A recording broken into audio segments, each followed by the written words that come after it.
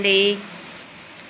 ఆశ మనిషిని బతికిస్తుంది, అలాగే ఆశ మనిషిని దిగజారుస్తుంది, అలాగే ఆశ మనిషిని జాతకాల వైపు నడిపిస్తుంది.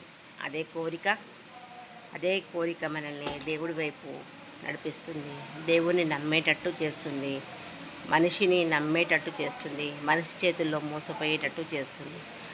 అలాంటిది మన మీద మనకు నమ్మకం ఎప్పుడు కలుగుతుందో తెలుసా?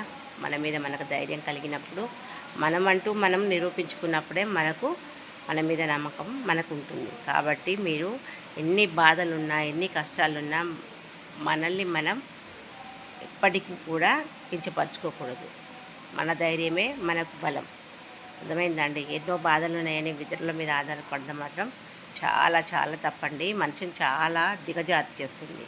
మనకు బాధలు ఉన్నాయని, కష్టాలు ఉన్నాయని ఎదుటి వ్యక్తుల మీద ఆధారపడ్డారనుకోండి, అసలు చాలా నరకం అండి. కాబట్టి మనిషి ఎప్పుడు కూడా మనల్ని మనం నమ్ముకోవాలి. ఇతరుల